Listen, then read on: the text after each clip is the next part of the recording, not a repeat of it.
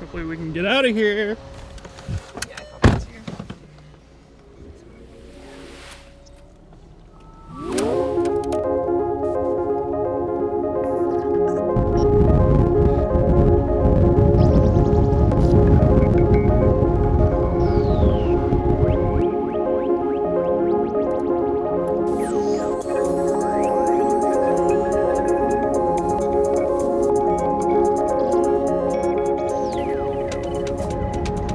great. Yeah. We just got done doing a little location scout, which turned out super well. It's kind of funny when you're scouting for a film or a project or doing anything when it comes to pre-production. It's basically failing over and over again. You're like, oh, I'm gonna go out of my way. I'm gonna drive. Like, this took us like 45 minutes to find this spot. We drove there, looked around. It turned out to be good, but a lot of times we do the same thing. You drive out there, you look around, you're like, this isn't it. This isn't it. It's just like the casting I've been doing. I mean, looking at so many people doing the auditions, and you're like, that's not the one. That's just not the actor. That's not the person that's going to embody the character. And so you have to be kind of comfortable with failing a lot when doing pre-production on a film or a movie or a project, and something that you need to get comfortable with, because it's not something that I'm comfortable with. I'm usually very idealistic. I'm like, we're gonna get it. It's gonna be easy, you know? It's not always as easy as it seems. But I've been working like every day this week for many hours each day. So now that we're done scouting, it's the weekend and we're just gonna hang out and relax. I'll probably watch some horror films. I'll probably get some inspiration. I'll work in that way, because when you're doing this sort of thing, you're kind of never turned off. We're gonna relax the rest of the day and just have a good time, and I'm gonna decompress a little bit, live my normal life.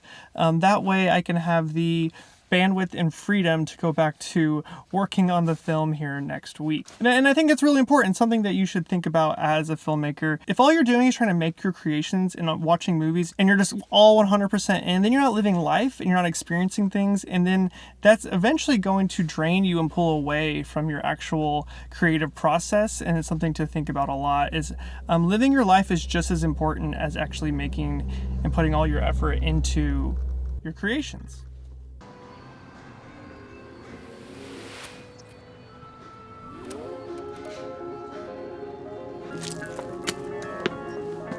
It's been like years. No, actually, those are both very not what I expected. Cheers.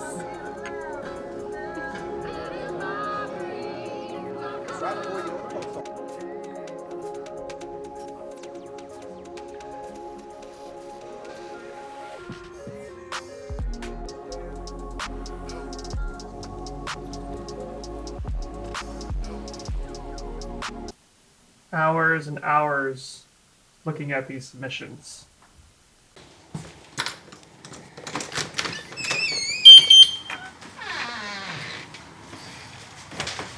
Come on, Thea. You know, the thing that I think has kept me the most sane here? Like, because doing this short film, it's easily the most ambitious thing I've ever tried to take on solo. I mean, I'm doing it with a producer and like a full crew, so it's not technically solo, but it is in the way that it's like fully my project, right? And the thing that I've learned here is, don't just be cooped up in your office all day, you know, like just pounding away. You need to come out into the sun, which is cloudy today, but coming outside. I've been taking almost all of my like pre-production meeting calls outside, just like pop in the headphones, pace the yard, because doing it inside your house is it's a lot. It's the pressure is on when you're working with this. But I do want to thank people that have been buying my gear and that have donated to the film. Because of that, and some brands that have come on board, I believe we've almost fully funded this project, which is good. We pushed the shoot dates a little bit to make it happen, but we are almost completely funded and we'll be able to make this project, and I'm really excited for it to come together and for you guys to see it. So in the coming weeks, we will be shooting it and be expecting many behind the scenes videos over the process. Now, actually releasing the film might be tricky because I think I want to release it to festivals, which means that you kind of can't put your film online. They require you to, film festivals like to have films premiere there. They want exclusive deals with the films. And so that's a bit tricky because I would love to just put it online and have you guys see it. But what I've learned talking to other filmmakers that have gone through this process, it's sometimes more about getting the correct eyeballs on your film, and that's why the film festival circuit is still a thing today. I thought it might be dying. I thought it might be a thing that would be going away, but it turns out, those studios and whatnot and people that are trying to invest in feature films, which ultimately I want to make, are going to festivals still, and they're looking for new directors and new talent in the world, and so we're going to have to maybe try the festival circuit. Side note, we are shooting on the Canon R7 right now. Yeah, I put in an order for one for some reason, like a request to get a loaner for one many months ago, and I forgot about it, and it just showed up at my door this week, and I was like, oh, let's try it out. Let's try it out as a vlog camera. It's a really inexpensive camera. It's like $1,500, so it's even cheaper than the FX30. So if you're looking at the FX30 and you're looking for something that's kind of like Super 35, it's like maybe a beginner camera, it's inexpensive, this one might be something to consider as well. What I do like about this one is that it can use all the same RF mount stuff that I use with my Komodo. So I've talked in the past about getting a B camera for my Komodo, something that if you're doing an interview or if you just need a quick second shot, something like that, this one might be good for me because I have multiple RF mounts, multiple RF lenses, something to consider. I was also going to say this one's nice because it has I've got the internal ND EF adapter on it right now, which up until this week, Canon RF was the only one you could really do that with. And all the Sony users were kind of left behind in that front. But Mica, the company that I'm using for this adapter right now, just recently started releasing these variable ND adapters for all cameras. So they released one for Sony, they released one for Nikon, I think, recently too. So now everyone can have the kind of internal drop-in ND filter business on their camera, which is really exciting. So I haven't looked at this footage at all yet. I don't know if it's good. I don't know if the R7 is competing. It's a bummer it doesn't have C-Log 2. A lot of these cameras don't have C-Log 2. Wow, bird. They have C-Log 3, a little less dynamic range, but for vlogging and stuff, it's not really the end of the world. Right now it's cloudy out, so it's not gonna matter for me out here, but something to consider, something fun just to try out. I've got the Sigma 18-35 on here, the workhorse lens, kind of hard to vlog with, it's pretty heavy. This Sigma autofocus is a little loud when you adapt it to a Canon, which is a bummer, so hopefully that isn't a problem. It's not, that's why I'm using this guy over here right now. But what's been happening with the film has been really interesting. I think, let's talk about ego for a second. I've been making some sort of video content since I was 12 years old or something. But I kind of always had more of a knack for visuals. And so that's why I decided when I went to college and whatnot and was trying to figure out what I wanted to do for a career, I decided to choose cinematography. And I did that. I've been doing that for over a decade now professionally. And I've learned a lot. And my ego says, hey, Spencer, you're decent at this. You know how to shoot something. You know how to light something. You know how to make something look pretty. But when I started these endeavors of doing these short films and breaking into narrative, I learned that I was stupid. And what I mean by that is that there is a lot to be learned on another level on this side of things that I haven't learned yet. Now, I've done a lot of research and I have quite a bit of knowledge on the subject, but actually doing it versus knowing something is a lot different. And so like the casting, for instance, the casting has been a very challenging thing that I've done. I've done this before for commercials and whatnot, but it's a little bit different of a scenario for this. I wrote the project, so I'm very married to the content, to the script, to the story, and I want specific things when it comes to the cast. And I thought, let's go all out. Let's get a casting director. Let's go all in. Let's get the people from LA and New York and people that are super passionate about being in films. And it didn't work out perfectly how I planned, but we are finding people that are going to be in it now, and the cast is almost complete, and I'm really excited about that. But I learned a lot in that process alone. And basically what I'm trying to say here and tell you as the audience is, you're here on YouTube because you are trying to learn more about the craft, learn how to get better, get some information, and I just want you to know that it's okay sometimes to not know everything. When I was talking about my ego would say, you know what you're doing. And I think I was humbled a lot in this, learning that there's actually quite a bit I don't know.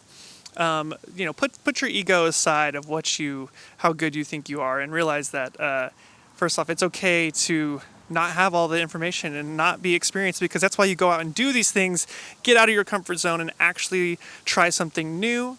And then you'll learn more, and then on your next project, you'll do better. And that's why I made all the practice films. I talked about this, and people were calling me out in the comments. They're like, that's a cop-out saying this isn't your serious thing. But that's, it's the truth. I wanted to make things so I could learn and fail, and I did that. And it was super helpful, and I highly recommend to anyone else that is trying to get into filmmaking. You're not going to go out and make a feature film. It's not going to be the first thing you do. If it, maybe there's a few that have that kind of talent, but I just don't think that would be smart. I think you need to do building blocks and figure out how to build on your learning experiences to make better products.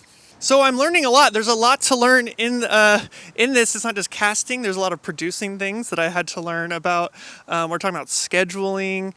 I'm familiar with that a little bit, but scheduling for something like this is a lot different. I did this whole thing that people are not supposed to do, which is, make the film. It's one location. It's a couple of actors. Make it efficient and cheap. And I'm over here like, I want to make a mini movie.